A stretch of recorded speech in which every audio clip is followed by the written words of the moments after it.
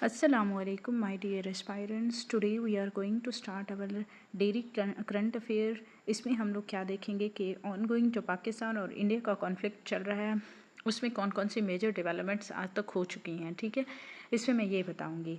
देखें, 10 मई को जो है ना इंडिया और पाकिस्तान जो है ना मतलब अपना फुल और इमीडिएट सीज़ फायर की तरफ जाते हैं। ठीक है, याद रखिएगा कि ये जो कॉन्फ्लिक्ट है ना तकरीबन 3-4 दिन जारी रहता है। ठीक है, ये ऑनगोइंग कॉन्फ्लिक्ट, इसके पीछे बैकग्राउंड क्या था, मतलब ये कॉन्फ्लिक्ट अराइज ही क्यों हुआ था, ऐसी कौन सी वजूहात थी। याद रखिएगा कि 22 अप्रैल का जो पहलगाम का वाक़या था ना उसके बाद से मुसलसल ही पाकिस्तान और इंडिया के दरमियान में कॉन्फ्लिक्ट चल रहा था। ठीक है, इस ज़मन में हम लोगों ने डेली करंट अफेयर में कवर किया था कि पहलगाम अटैक के बाद किस तरह से ना दोनों के बॉर्डर्स क्लैशेस रहे, सिंध तास माहिदा क्यों मुअत्तल किया गया और पानी का क्या मामला था। ठीक है, वाटर के क्या डिस्प्यूट्स चल रहे थे, ये सारा कुछ हम लोगों ने डिस्कस किया है ऑलरेडी डेली करंट अफेयर में।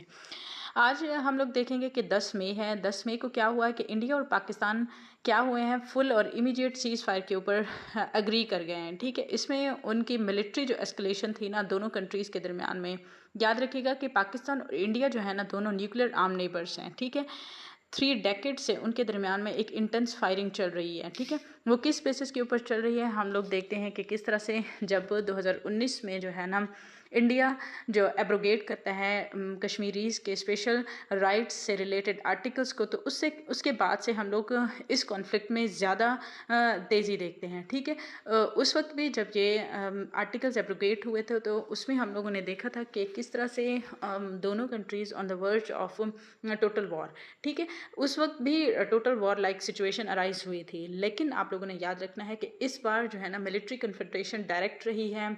हम लोगों ने देखा कि किस तरह से पाकिस्तान और इंडिया ने एक दूसरे के त्यारे गिराए हैं और एक दूसरे की जो सिक्योरिटी और सोवरेनिटी को, एक दूसरे के मुल्क की सोवरेनिटी को ब्रीच करने की कोशिश की है।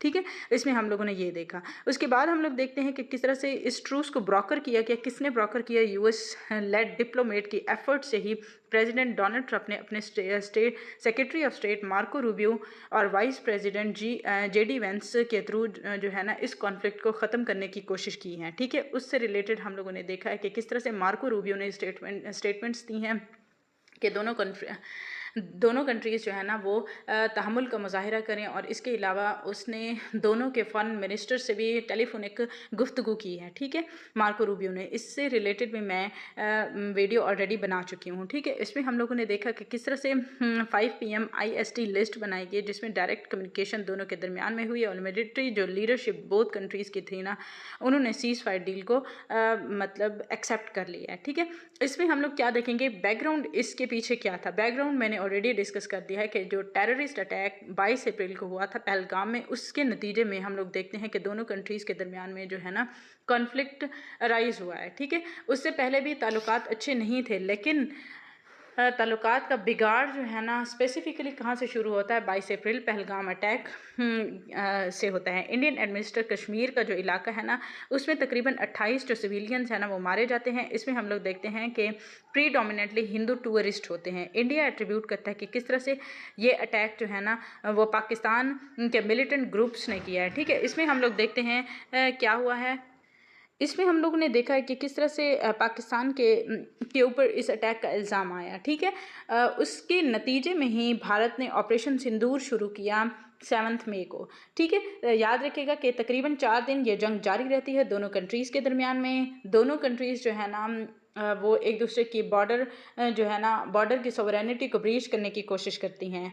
कुछ attack, first of all attack किसने किया? इंडिया ने किया। फिर रिटेलिएटरी मेजर्स जो है ना पाकिस्तान ने भी लिए हैं। उसमें हम लोग देखते हैं कि ये ऑपरेशन, इसमें मिसाइल स्ट्राइक्स की गई, टेररिस्ट इंफ्रास्ट्रक्चर को पाकिस्तान के अंदर टारगेट किया गया, और इसके अलावा कुछ लिंक्स जो है ना इस साइट्स के मिलते हैं कि किस तरह से जैश ए मोहम्मद और लश्कर ए तैयबा को स्पेसिफिकली इंडिया कहता है कि मैंने इन ग्रुप्स को टारगेट करने की कोशिश की है। तो याद रखिएगा कि इंडिया जो है ना हम लोग इन अटैक्स में देखते हैं कि किस तरह से इंडिया ने इन अटैक्स में सिविलियंस को भी टारगेट किया। तो हम लोग ऑपरेशन सिंदूर में देखते हैं कि किस तरह से सिविलियंस भी मारे जाते हैं, ठीक है, सिविलियंस भी शहीद होते हैं इसमें। ऑल्दो कि इंडिया क्लेम करता है कि मैंने जैश ए मोहम्मद और लश्कर ए तैयबा के टेररिस्ट को कत्ल किया है, लेकिन हम लोगों ने उसमें देखा है कि किस तरह से सिविलियंस मारे गए हैं, बच्चे, बूढ़े, औरतें मारी गई हैं इन अटैक के थ्रू।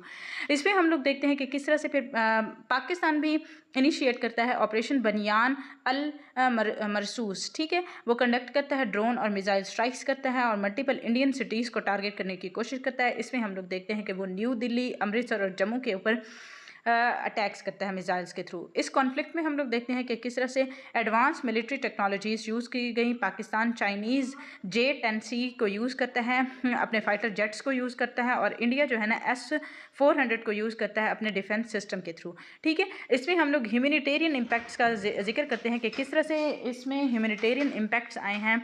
ये जो एस्केलेशन है इसमें क्या रिजल्ट हुआ कि सिविलियंस की कैजुअलिटीज़ होती हैं।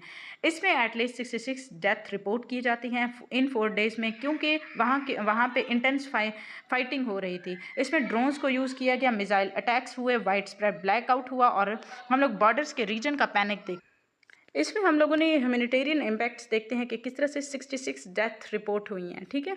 इसमें बॉर्डर रीजन्स को टारगेट किया गया, फॉरेन नेशनल्स को टारगेट किया गया, ठीक है। इसमें हम लोग फिर वाइड स्प्रेड लेवल के ऊपर ये देखते हैं कि किस तरह से जो इंटरनेशनल जो कंसर्न आया कि वाइडर कॉन्फ्लिक्ट जो है ना इन अटैक्स के थ्रू राइज ना हो, जो कि पूरे साउथ एशियन रीजन को अपने लपेट में ले ले, ठीक है। जिस तरह से हम लोग देखते हैं कि किस तरह से हमास जो इसराइल जंग थी उसने अरब की कंट्रीज़ को अपनी लपेट में ले लिया, किस तरह से उन्होंने ईरान के ऊपर अटैक्स किए, लीबिया के ऊपर, बहरीन के ऊपर, और किस तरह से हम लोगों ने देखा कि सीरिया का कॉन्फ्लिक्ट चला है, ठीक है। ये भी एक वाइडर कॉन्फ्लिक्ट में ना चला जाए, इस वजह से जो है ना क्या किया गया, फॉरेन नेशनल्स ने और इस तरह से इंटरनेशनल कम्युनिटी ने अपना रोल प्ले किया, और स्पेसिफिकली यूएस ने अपने वाइस प्रेसिडेंट और सेक्रेटरी ऑफ स्टेट के थ्रू जो है ना इस मसले को हल करने की कोशिश की है, ठीक है। इसमें हम लोग देखते हैं कि किस तरह से फिर दोनों कंट्रीज़ जो है ना वो सीज़ फायर की तरफ अपना कदम बढ़ाती हैं, और फिर कॉल होती है कि एवैक्यूएशन की जाए। सीज़ फायर डिटेल्स जो है ना वो ऑनगोइंग मेजर के थ्रू क्या ली जाती हैं। इसमें हम लोग देखते हैं सीज़ फायर जो है ना एक्टिव मिलिट्री इंगेजमेंट जो है ना दोनों कंट्रीज़ में कम की गई। इसमें हम लोग प्यूनेटिव मेजर्स जो है ना वो देखते हैं कि किस तरह से इंडिया जो है ना वो सस्पेंड नहीं कर सकता इंडस वाटर ट्रीटी को, ठीक है। उसके ऊपर वीज़ा रिस्ट्रिक्शंस जो पाकिस्तानियों के ऊपर लगाई गई वो भी नहीं कर सकेगा। ट्रेड सस्पेंशन भी इंडिया के मतलब थ्रू आई है कि हम लोग ट्रेड को सस्पेंड कर देंगे, इंडस वाटर ट्रीटी को सस्पेंड कर देंगे, और इसके अलावा वीज़ा रिस्ट्रिक्शंस भी पाकिस्तानीज़ के ऊपर इम्पोज की गई, ठीक है। इंडिया ये कंटिन्यू रखेगा, वो कहता है कि मैं इसको सस्पेंड मतलब इन जो मैंने इक़दामात लिए हैं मैं उसको जारी रखूँगा। पाकिस्तान भी अपनी एयर स्पेसेस जो है ना वो इसके लिए ओपन कर देता है, ठीक है, इंडिया के लिए ओपन कर देता है, लेकिन इंडिया जो है ना मेंटेन रखता है कि मैं अपनी रिस्ट्रिक्शंस जो है ना पाकिस्तानी इसके लिए जारी रखूँगा, और मिलिट्री एयर क्राफ्ट जो है ना अंटिल मई तक ये मेरे वहाँ उस सरजमीन में दाखिल नहीं होंगे, ठीक है। याद रखें कि पाकिस्तान ने अपने एयर स्पेसेस ओपन कर दी हैं, लेकिन इंडिया जो है ना वो हट धर्मी के ऊपर कायम है, ठीक है। इसमें हम लोग मिलिट्री ऑफिसर्स का देखते हैं कि बोथ कंट्रीज़ ने किस तरह से टॉक्स को रिज्यूम किया है मई के 12 से। उनका मेन एम ये है कि किस तरह से हम लोगों ने बॉर्डर के इश्यूज़ को एड्रेस करना है। इसमें लॉन्ग स्टैंडिंग कश्मीर के डिस्प्यूट को भी हम लोगों ने हल करना है, हर सूरत हल करना है, और इंटरनेशनल कम्युनिटी ने फिर इन सीज़ फायर जो भी डील्स हैं और जो भी इकदाम लिए जाएंगे दोनों कंट्रीज़ के दरमियान में उनको वेलकम किया, और देखा है कि किस तरह से डी एस्केलेशन होगी और रीजनल स्टेबिलिटी को ज़्यादा से ज़्यादा प्रमोट किया जाएगा।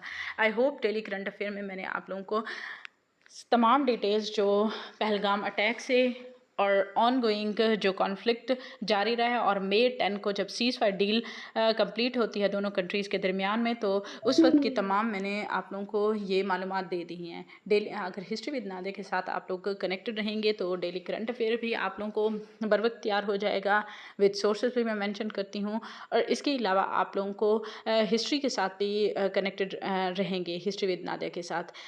ऑलरेडी मैं हिस्ट्री ऑफ इस्लाम को कवर कर चुकी हूँ, मिडिवल हिस्ट्री हम लोग कर रहे हैं। इंशाल्लाह हम लोग फिर नेक्स्ट जो है ना एक एक्साइटिंग हिस्ट्री के थ्रू हाजिर होंगे, जिसमें मैं मज़ीद आप लोगों को हिस्ट्री से रिलेटेड मालूमात दूंगी, ठीक है। अपना बहुत सारा ख्याल रखें। काइंडली अगर मेरा ये लेक्चर पसंद आए तो लाइक करें, शेयर करें, सब्सक्राइब करें। अल्लाह हाफिज़।